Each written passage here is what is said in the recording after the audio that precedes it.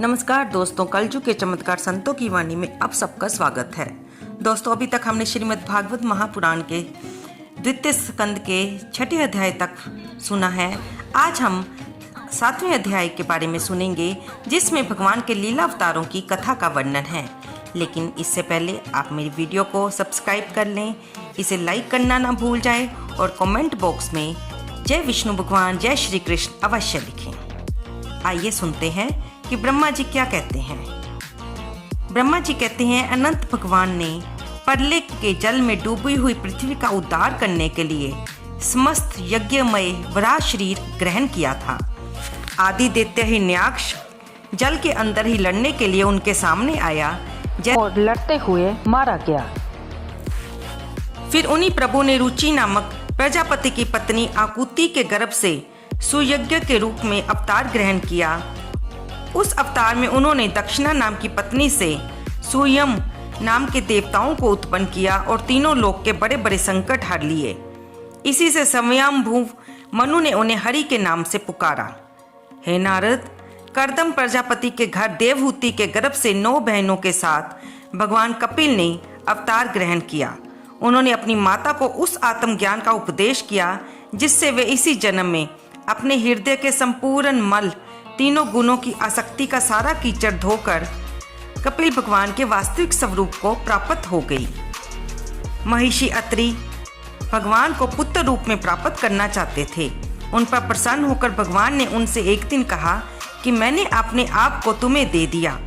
इसी से अवतार लेने पर भगवान का नाम दत्त यानी कि दत्तात्रेय बना। उनके चरण कमलों के पराग से अपने शरीर को पवित्र करके राजा यदु और सहस्रार्जुन आदि ने योग की, भोग और मोक्ष दोनों ही सिद्धियां प्राप्त की। हे नारद, सृष्टि के प्रारंभ में मैंने विविध लोगों को रचने की इच्छा से तपस्या की। मेरे उस अखंड तप से प्रसन्न होकर उन्होंने तप अर्थ वाले सन नाम से युक्त होकर सनक, सनंदन, सनातन, सनत कुमार के रूप में अवतार ग्रहण किया। इस अवतार में उन्होंने प्रलय के कारण पहले कल्प के भूले हुए आत्मज्ञान का ऋषियों के प्रति यथावत उपदेश किया, जिससे उन लोगों ने तत्काल परम तत्व का अपने हृदय में साक्षात्कार कर लिया। धर्म की पत्नी दक्ष कन्या मूर्ति के गर्भ से वे नर नारायण के रूप में प्रकट हुए। उनकी तपस्या का प्रभाव उन्हीं के जैसा है।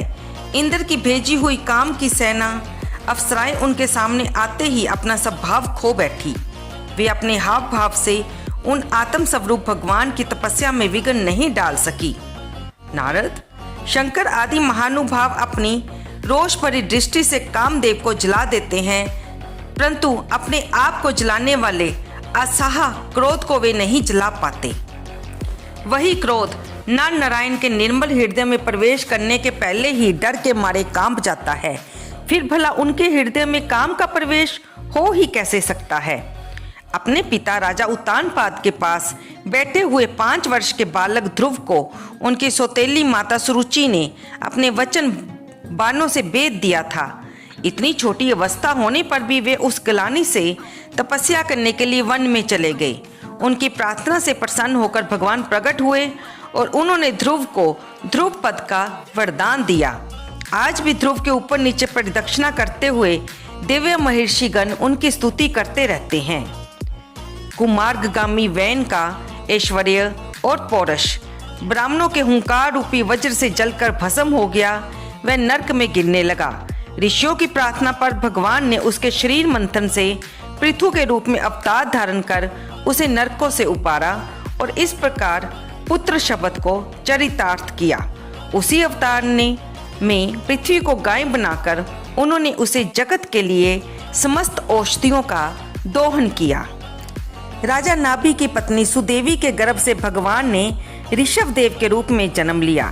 इस अवतार में समस्त आसक्तियों से रहित रहकर अपनी इंद्रियों और मन को अत्यंत शांत करके एवं अपने स्वरूप में स्थित होकर समदर्शी के रूप में उन्होंने जड़ों की भांति योगचर्या का आचरण किया। इस स्थिति को महिषी लोग परमहंस पद अथवा अवधूतचर्या कहते हैं। इसके बाद स्वयं उन्हीं यज्ञ पुरुष ने मेरे यज्ञ में स्वर्ण के समान कांति वाले हयग्रीव के रूप में अवतार ग्रहण किया। भगवान का वह विग्रह वेदमय, यज्ञमय और सर्वदेवमय है। उन्हीं की नासिका के श्वास के रूप में वेदवाणी प्रकट हुई। चाक्षुष मनवंतर के अंत में भावी मनु सत्यव्रत ने मत्स्य रूप में भगवान को प्राप्त किया था। उसी समय पृथ्वी रूप नौका के आश्रय होने के कारण वे ही समस्त जीवों के आश्रय बने। प्रलय के उस भयंकर जल में मेरे मुख से गिरे हुए वेदों को लेकर वे उसी में विहार करते रहे।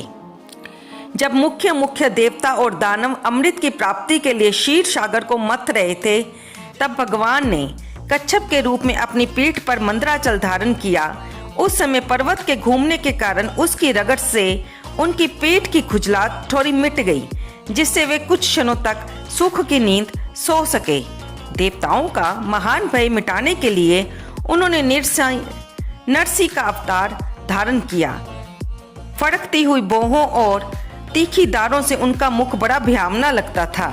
हिरण्यकश्यप उन्हें देखते ही हाथ में गदा लेकर उन पर टूट पड़ा। इस पर भगवान नरसिंह ने दूर से ही उसे पकड़कर अपनी जांघों पर डाल लिया और उसके छटपटाते रहने पर भी अपनी नखों से उसका पेट फाड़ डाला और अपने भक्त प्रहलाद की रक्षा की। फिर बड़े भारी सरोवर में महाबली ग्रह ने गजेंद्र का पैर जब पकड़ लिया, जब बहुत थक कर वह घबरा गया, तब उसने अपनी सूंड में कमल लेकर भगवान को पुकारा, हे आदि पुरुष, हे समस्त लोगों के स्वामी, हे श्रवण मात्र से कल्याण करने वाले, मेरी रक्षा करें। उसकी पुकार सुनकर अनंत शक्ति भगवान चक्रपाणी गरुड़ की पीठ पर चढ़कर वहां आए और अपने चक्कर से उन्होंने ग्रह का मस्तक उखाड़ डाला। इस प्रकार कृपा परवश भगवान ने अपने शरणागत गजेंद्र की सूंड पकड़कर उसे विपत्ति से उसका उद्धार किया। भगवान वामन आदित्य के पुत्रों में सबसे छोटे थे, परंतु गुणों की दृष्टि में वे सबसे बड़े थे, क्योंकि यज्ञ पुरुष भगवान ने इस अवतार में बलि के संकल्प छोड़ते ही संपूर्ण लोकों को अपने चरणों से ही नाप लिया था। वामन बनकर उन्होंने 3 पग पृथ्वी के बहाने बलि से सारी पृथ्वी तो ले ही ली थी। दैत्यराज बलि ने अपने सिर पर स्वयं भगवान वामन का चरणामृत धारण किया था। ऐसी स्थिति में उन्हें जो देवताओं के राजा इंद्र की पदवी मिली, इसमें कोई बलि का पुरुषार्थ नहीं था। अपने गुरु शुक्राचार्य के मना करने पर भी वे अपनी प्रतिज्ञा के विपरीत कुछ भी करने को तैयार नहीं हुए, और तो क्या भगवान का तीसरा पग पूरा करने के लिए उनके चरणों में सिर रखकर उन्होंने अपने आप को भी भगवान को समर्पित कर दिया। नारद, तुम्हारे अत्यंत प्रेम भाव से प्रसन्न होकर हंस के रूप में भगवान ने तुम्हें योग, ज्ञान और आत्म तत्व को प्रकाशित करने वाले भागवत धर्म का उपदेश किया। वह केवल भगवान के शरणागत भक्तों को ही सुगमता से प्राप्त होता है। वे ही भगवान स्वयंभू आदि मनवंतरों में मनु के रूप में अवतार लेकर मनुवंश की रक्षा करते हुए 10 दिशाओं में अपने सुदर्शन चक्र के समान तेज से बेरोक टोक निष्कंटक राज्य करते हैं। तीनों लोकों के ऊपर सत्य लोक तक उनके चित्रों की कमनीय कीर्ति फैल जाती है, और उसी रूप में समय समय पर पृथ्वी के भारभूत दुष्ट राजाओं का वे दमन भी करते रहते हैं। स्वाम धन्य भगवान धन्वंतरी अपने नाम से ही बड़े बड़े रोगियों के रोग तत्काल नष्ट कर देते हैं। उन्होंने अमृत पिलाकर देवताओं को अमर कर दिया और दैत्यों के द्वारा हरण किए हुए उनके यज्ञ भाग उन्हें फिर से दिला दिए। उन्होंने ही अवतार लेकर संसार में आयुर्वेद का प्रवर्तन किया। जब संसार में ब्राह्मण द्रोही आर्य मर्यादा का उल्लंघन करने वाले नारकीय क्षत्रिय अपने नाश के लिए देववश बढ़ जाते हैं और पृथ्वी के कांटे बन जाते हैं, तब भगवान महापराक्रमी परशुराम के रूप में अवतार लेकर अपनी तीखी धार वाले फरसे से 21 बार उनका संहार करते हैं। यही मायापति भगवान हम पर अनुग्रह करने के लिए अपनी कलाओं भरत, शत्रुघ्न और लक्ष्मण के साथ श्री राम के रूप में इक्ष्वाकु के वंश में अवतीर्ण होते हैं। इस अवतार में अपने पिता की आज्ञा का पालन करने के लिए अपनी पत्नी और भाई के साथ वे वन में निवास करते हैं। उसी समय उनसे विरोध करके रावण उनके हाथों मरता है। त्रिपुर विमान को जलाने के लिए उद्यत शंकर के समान जिस समय भगवान राम शत्रु की नगरी लंका को भस्म करने के लिए समुद्र तट पर पहुंचते हैं, उस समय सीता के वियोग के कारण बड़ी हुई क्रोधाग्नि से उनकी आंखें इतनी लाल हो जाती हैं कि उनकी दृष्टि से ही समुद्र के मगरमच्छ, सांप और ग्रह आदि जीव जलने लगते हैं और भय से थर थर कांपता हुआ समुद्र झटपट उन्हें मार्ग दे देता है। जब रावण की कठोर छाती से टकराकर इंद्र के वाहन ऐरावत के दांत चूर चूर होकर चारों ओर फैल गए थे, जिससे दिशाएं सफेद हो गई थी, तब दिग्विजयी रावण घमंड से फूलकर हंसने लगा था। वही रावण जब श्री रामचंद्र जी की पत्नी सीता जी को चुरा कर ले जाता है और लड़ाई के मैदान में उनसे लड़ने के लिए गर्वपूर्वक आता है, तब भगवान श्री राम के धनुष की टंकार से ही उसका सारा घमंड प्राणों के साथ तत्क्षण विलीन हो जाता है। जिस समय झुंड के झुंड दैत्य पृथ्वी को रोड डालेंगे, उस समय उसका भार उतारने के लिए भगवान अपने सफेद और काले केश से बलराम और श्री कृष्ण के रूप में कला अवतार ग्रहण करेंगे। वे अपनी महिमा को प्रकट करने वाले इतने अद्भुत चरित्र करेंगे कि संसार के मनुष्य उनकी लीलाओं का रहस्य बिल्कुल भी नहीं समझ सकेंगे। बचपन में ही पूतना के प्राण हर लेना, 3 महीने की अवस्था में पैर उछालकर बड़ा भारी छकरा उल्टा देना और घुटनों के बल चलते चलते आकाश को छूने वाले जमला अर्जुन वृक्षों के बीच में जाकर उन्हें उखाड़ देना, ये ऐसे कर्म हैं जिन्हें भगवान के सिवा कोई भी नहीं कर सकता। उसी दिन रात को जब सभी लोग जमुना तट पर सो जाएंगे और दावा अग्नि से आसपास का मूंज का वन चारों ओर से जलने लगेगा, तब बलराम जी के साथ वे प्राण संकट में पड़े हुए वृजवासियों को उनकी आंखें बंद कराकर उस अग्नि से बचा लेंगे। उनकी यह लीला भी अलौकिक ही होगी। उनकी शक्ति वास्तव में अचिंत्य है। उनकी माता उन्हें बांधने के लिए जो भी रस्सी लाएगी, वही उनके उदर पे पूरी नहीं होगी, 2 अंगुल छोटी ही रह जाएगी। तथा जम्बाई लेते समय श्री कृष्ण के मुख में 14 भवनों को देखकर माता भयभीत हो जाएंगी, परंतु बाद में वे संभल जाएंगी। अजगर के भय से और वरुण के पास से वे अपने दोस्तों को छुड़वाएंगे। मय दानव का पुत्र व्योमासुर जब गोप बालों को पहाड़ की गुफाओं में बंद कर देगा, तब वह उन्हें बचाने के लिए वहां पे भी पहुंच जाएंगे। गोकुल के लोगों को जो दिन भर तो काम धंधों में व्याकुल रहते हैं और रात को अत्यंत थक कर सो जाते हैं, साधनाहीन होने पर भी वे उन्हें अपने धाम में लेकर जाएंगे। वे नंद बाबा को निष्पाप नारद जब श्री कृष्ण की सलाह से गोप लोग इंद्र का यज्ञ बंद कर देंगे, तब इंद्र वज्र भूमि का नाश करने के लिए चारों ओर से मूसलाधार वर्षा करने लगेंगे और उससे उनके तथा उनके पशुओं की रक्षा करने के लिए भगवान कृपा वर्ष होकर 7 वर्ष की अवस्था में ही 7 दिनों तक गोवर्धन पर्वत को एक ही हाथ से कुक्कर मुत्ते की तरह खेल खेल में ही धारण किए रहेंगे।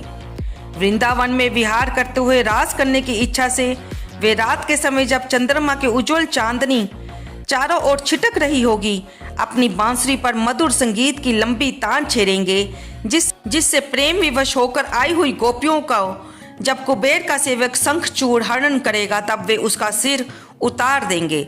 और भी बहुत से राक्षस प्रलंबासुर, धेनकासुर, बकासुर, केशी, अरिष्टासुर आदि दैत्य, चानूर आदि पहलवान, कुबलिया पीर हाथी, कंस, कालयमन, भौमासुर, मिथ्या वासुदेव, शाल्व, द्विद वानर, बल्लव, दंत वक्त्र, राजा नमनीजित के 7 बैल, संबरासुर, विदुरथ और रुक्मी आदि तथा कंबोज, मत्स्य, कुरु, कैक्य, संजय आदि देशों के राजा लोग एवं जो भी योद्धा धनुष धारण करके युद्ध के मैदान में सामने आएंगे, वे सब बलराम, भीमसेन और अर्जुन आदि नामों की आड़ में स्वयं भगवान के हाथों मारे जाएंगे और उन्हीं के धाम को जाएंगे।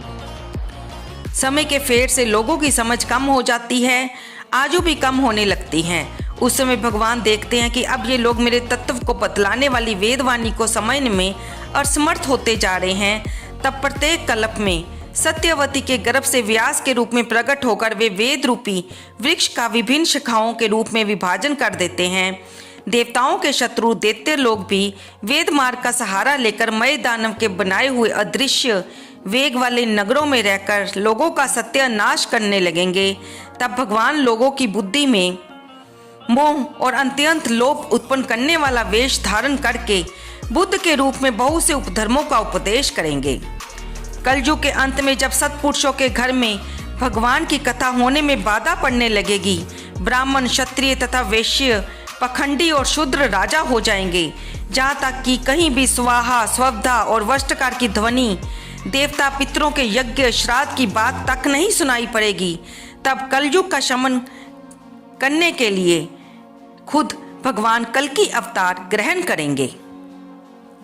हे नारद, जब संसार की रचना का समय होता है, तब तपस्या, 9 प्रजापति, मरीचि आदि ऋषि और मेरे रूप में जब सृष्टि की रक्षा का समय होता है, तब धर्म, विष्णु, मनो, देवता और राजाओं के रूप में तथा सृष्टि के प्रलय का समय होता है, तब अधर्म, रुद्र तथा क्रोधवश नाम के सर्प एवं दैत्य आदि के रूप में सर्वशक्तिमान भगवान की माया विभूतियां प्रकट होती हैं। अपनी प्रतिभा के बल से पृथ्वी के एक एक धूलि कण को गिन चुकने पर भी जगत में ऐसा कौन सा पुरुष है जो भगवान की शक्तियों की गणना कर सके। जब वे त्रिविक्रम अवतार लेकर त्रिलोकी को नाप रहे थे, उस समय उनके चरणों के अदम्य वेग से प्रकृति रूप अंतिम आवरण से लेकर सत्यलोक का तक का सारा ब्रह्मांड कांपने लगा था। तब उन्होंने ही अपनी शक्ति से उसे स्थिर किया था। समस्त सृष्टि की रचना और संहार करने वाली माया उनकी एक शक्ति है। ऐसी ऐसी अनंत शक्तियों के आश्रय उनके स्वरूप को ना मैं जानता हूँ, ना ही तुम्हारे भाई सनकादि, तो फिर दूसरों का क्या कहना। आदिदेव भगवान शेष सहस्र मुख से उनके गुणों का गायन करते आ रहे हैं, परंतु वे अब तक उनके अंत की कल्पना नहीं कर सके। जो निष्कपट भाव से अपना सर्वस्व और अपने आप को उनके चरण कमरों में निछावर कर देते हैं, उन पर वे अनंत भगवान स्वयं ही अपनी ओर से दया करते हैं और उनके दया पात्र ही उनकी दुस्तर माया का स्वरूप जानते हैं और उसके पार जा सकते हैं। प्यारे नारद, परम पुरुष की उस जोग माया को मैं जानता हूँ तथा तुम लोग भगवान शंकर, दैत्य कुल भूषण, प्रहलाद, शत्रुपा, मनुपुत्र, प्रियव्रत आदि, प्रचीन, व्रही, रिभु और ध्रुव भी जानते हैं। इनके सिवा इक्ष्वाकु, पूर्वा, मुचकंद, जनक, गादी, रघु, अम्बरीश, सगर, गए, जयाति आदि तथा मानधाता, भीष्म, बलि, दिलीप, शिवी, देवल, पिपलाद, श्रुतदेव, विदुर, शुकदेव, अर्जुन, विभीषण, हनुमान जी, पराशर आदि भगत भी जानते हैं। जिन्हें भगवान के प्रेमी भक्तों का सा स्वभाव बनाने की शिक्षा मिली है, वे स्त्री, शूद्र, खून, भील और पाप के कारण पशु पक्षी आदि जोनियों में रहने वाले भी भगवान की माया का रहस्य जान जाते हैं और इस संसार सागर से सदा के लिए पार हो जाते हैं। फिर जो लोग वैदिक सदाचार का पालन करते हैं, उनके संबंध में तो कहना ही क्या है। परमात्मा का वास्तविक स्वरूप एक रस, शांत, अभ्य एवं केवल ज्ञान स्वरूप है। ना उसमें माया का मल है, ना तो उसके द्वारा रची हुई विषमताएं ही सत और असत दोनों से परे हैं। किसी भी वैदिक या लौकिक शब्द की पहुंच वहां तक नहीं है। स्वयं माया भी उनके सामने नहीं जा पाती, लज्जा कर भाग खड़ी होती है। परम पुरुष भगवान का वही परम पद है। महात्मा लोग उसी का शोक रहित अनंत स्वरूप ब्रह्मा के रूप में साक्षात्कार करते हैं। संयमशील पुरुष उसी में अपने मन को समाहित करके स्थित हो जाते हैं। जैसे इंद्र स्वयं मेघ रूप से विद्यमान होने के कारण जल के लिए कुआं खोदने के लिए कुदाल नहीं रखते हैं, वैसे ही वे भेद दूर करने वाले ज्ञान साधनों को भी छोड़ देते हैं। समस्त कर्मों के फल भी भगवान ही देते हैं। मनुष्य अपने स्वभाव के अनुसार जो शुभ कर्म करता है, वह सब उन्हीं की प्रेरणा से होता है। इस शरीर में रहने वाले पंचभूतों के अलग अलग हो जाने पर भी जब ये शरीर नष्ट हो जाता है, तब भी इसमें रहने वाला अजन्मा पुरुष यानी हमारी आत्मा आकाश के समान नष्ट नहीं होती। बेटा नारद, संकल्प से विश्व की रचना करने वाले श्री हरि का मैंने तुम्हारे सामने संक्षेप से वर्णन किया। जो कुछ कार्य कारण अथवा भाव अभाव है, वह सब भगवान से भिन्न नहीं है। फिर भी भगवान तो इससे पृथक ही हैं। भगवान ने मुझे ये जो उपदेश दिया था, यही वो भागवत है। तुम इसका विस्तार करो। जो पुरुष भगवान की अचिंत्य शक्ति माया का वर्णन या दूसरे के द्वारा किए हुए वर्णन का अनुमोदन करते हैं अथवा श्रद्धा के साथ नित्य श्रवण करते हैं, उनका चित्त माया से कभी मोहित नहीं होता। तो दोस्तों, यहाँ पर हमारा श्रीमद् भागवत महापुराण का द्वितीय स्कंद का 7वां अध्याय समाप्त होता है। इससे अगले की चर्चा हम अगली वीडियो में करेंगे। कमेंट बॉक्स में जय श्री कृष्ण, जय विष्णु भगवान लिखना ना भूलें।